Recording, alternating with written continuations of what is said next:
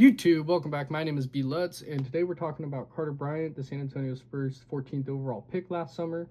Carter Bryant, I believe, is a star player in the NBA. I believe he is the missing piece between Kessel, Wemby, Harper, Fox, Vassell, all the bodies they got out there, Cornette, Julian Champagnie, Keldon Johnson. I believe he fits right in with all of them, and here's why. Kind of to start off, he was picked 14th overall last summer, right at the end of the lottery by the Spurs with the pick they got via the Atlanta Hawks. They have him listed at 6'6", 200 pounds, which I believe he is a lot bigger than that. I think he's probably more 6'7", 6'8", 210. He's a big kid, and he plays a lot bigger than that. He's really athletic. He's a supreme athlete. I think that's one of his biggest draws as a player is this dude jumps out of the gym sometimes. He can seriously get above the rim. He'll play above the rim a little bit, and he uses it to catch lobs and help him on defense. I have a couple clips lined up later in the video, and you'll see him literally just jumping off the screen. It's crazy. Yeah, he has slowly built his way in the lineup from being the complete bottom of the bench, going to the G League for a stint, to then being in blowouts, featured at the end of blowouts, to getting in little bits and small stretches, to full-blown being the final rotation player for them. And I think he has a role on this team. I think he has defined a role on this team, and I think his teammates love watching him succeed. He's such a great kid. That's, I think, another part of his draw. He's a really, really good natural defender. I think part of his athleticism is beyond the jumping. I think it's his hand-eye coordination. He gets his hand in the lanes. He gets his hand into dribbles and the dribblers when they're driving on him. Put his hands in on bigs. He can defend bigs. I think that's another draw for him is he defends 1 through 5 and willingly does it. He can and will guard anyone. I've seen him guard Kawhi. I've seen him guard Jokic. You've seen him guard bigs like the Pacers. Who are they? Jay Huff. I think I saw him guard Jay Huff. He does, and one of the big things to think about him too is he doesn't give up on plays. I think he has an insane motor. There's clips out there, there's plays out there of him being completely out of plays and getting himself back into it and hustling back into it, not giving up on it. I think that's why he's such a good offensive rebounder lately, and I think he's a good rebounder in general because he's always hustling, he's always working hard. I think Mitch has hinted at that and has said that before too. I know that he has. His shooting splits haven't been great this year. He's shooting about 38, 32, 72. Even though I think his jumper is better than his numbers suggest. We'll have a couple. I think his jumper from last year to this year has improved from this point last year in the tournament to now getting ready for the playoffs. I think his jumper's come actually a decent way. Yeah, kind of to get into what Mitch has said about him, I wanted to bring up a quote I saw on Jeff G. Spurs Zone on Twitter. He's very talented. He's been great. He has a good approach. Also in the same quote, Mitch goes on to say he's put his energy into the right spots, and he is very happy with how he has done that. And I think he has a good approach, and he puts his energy into the right spots. Really is a good way to describe Carter Bryant so far, is he does have a good approach, seems ready to learn. He's been a sponge. He's gotten better, and he plays at high energy, and he puts his high energy in at perfect times, like good times when we need it. Talked about holding him and Dylan Harper accountable as rotation players, as part of the team, not as viewing them so much as rookies anymore. I mean, like, hey, you've been around for 6-8 months now. Like, you guys have been around. You're not freshies anymore. You know, you're not fresh anymore. New. And they've responded. Both of them have responded excellent to that. Making this video has made me want to make a video on Harper because he's most slept on prospect right now and rookie. But kind of leaning in towards Carter. Yeah, he's really responded well with the rotation minutes and being in the rotation, being part of a 60-win team. I think he's gaining valuable experience and minutes right now that are going to benefit him in the future. So now we're going to get into a couple clips I have of him. I think I have 8 clips to show y'all, and we're just going to get right into it. All right, YouTube, so now I got 4 clips from his NCAA run last year, where Arizona, I think, went to the Final Four, maybe the Elite 8. And I think there's some 4 clips that I found that I think are really relevant to what he does now in the NBA, showing off his athleticism and his overall skill.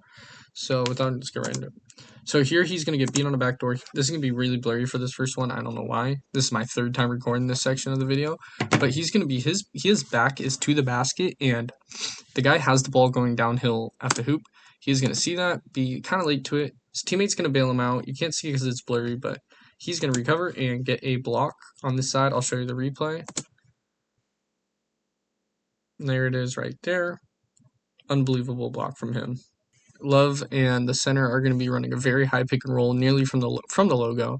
Center's going to get the ball past the free throw or above the free throw line. He's going to have 3 eyes on him, leaving them very susceptible for a backdoor cut, which Bryant takes advantage of via a backdoor from the guy playing in the paint right now. It's a beautiful backdoor. It's a beautiful back screen. Lob, Carter's already scored. Now here you're going to see Carter using those hands and nice reflexes to get a steal here right at the end of the half and shut down the Oregon point guard. Boom. Prowse how you can guard 1 through 5. He's going to give this center absolutely nothing. Look at this. Center doesn't know what to do. And he's going to swipe. Boom.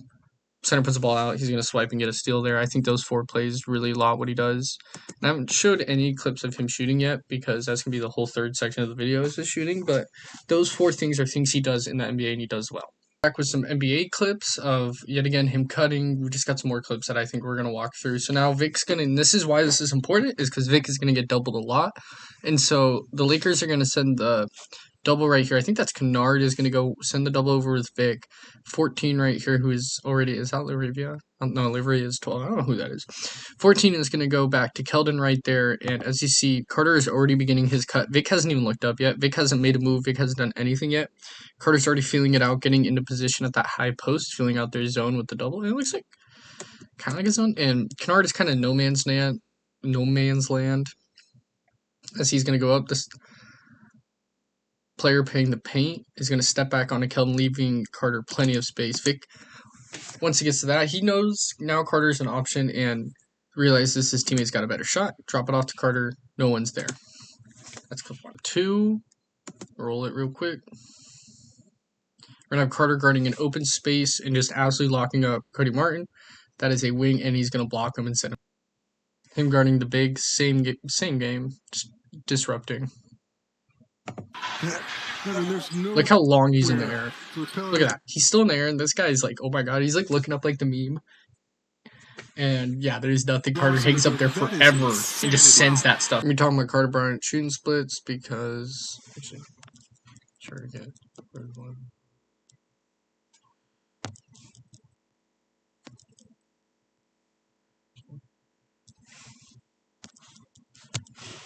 Alright, it's the next day YouTube, so I kind of just wanted to wrap up and show his shooting splits, talk a little bit more about his shooting. So, on the season, he's shooting roughly 31% from the 3, and he's shooting a lot better on the at home. As you can see here, he shot 22 for 67 and versus 15 to 65 on the road. So he shot a lot better in San Antonio this year. But he's been a decent shooter. I think he's still a little bit under league average. His form is better than league average, but I think he's under league average. But I personally think he's trending upwards, especially as of late. I wanted to go down to that. It's also another thing I wanted to show was his shooting in March and in February. He's shot really well in February when the Spurs went undefeated, and in March he shot all right. A little bit under his season average, but he also had a good month in December, only on 12 attempts though. But as the minutes have increased, as his shot has increased, he has, if you take the average, that's what, 35.5 is right between there. So, yeah, I don't know more than that, yeah, roughly. And he's shooting well on assisted shots. A lot of his shots are assisted, but his effective field goal has gone up too. His field goal percentage still needs to go up. His shooting around the field needs to go up. Let's go back up to that, actually. I want to go up to this.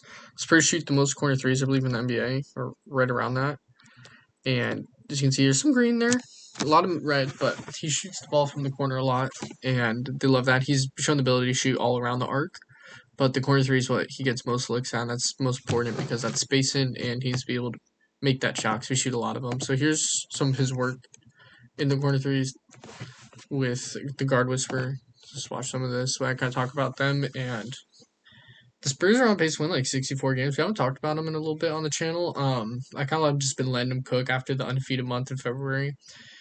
They are exceptionally well right now. They're playing unbelievably. There was multiple possessions last night where they had like 6 passes where everyone touched the ball and then someone would get an open look. The system around him, what Carter's going to be playing in, is amazing. The Spurs are just a great organization, and I think that's going to be a big part of why he's going to end up being good. Is you can see him coming around screens, and he starts to hit a nice flow. I think right here, this is an NBA shot right here. Something you're going to see a lot of in the NBA. And he's shot decently well in the NBA so far on this shot. That's just a little bit of him working. And then I'm going to show off this last little clip too. Him and Castle putting in some work again with Guard Whisper and USC. I think this is the same workout.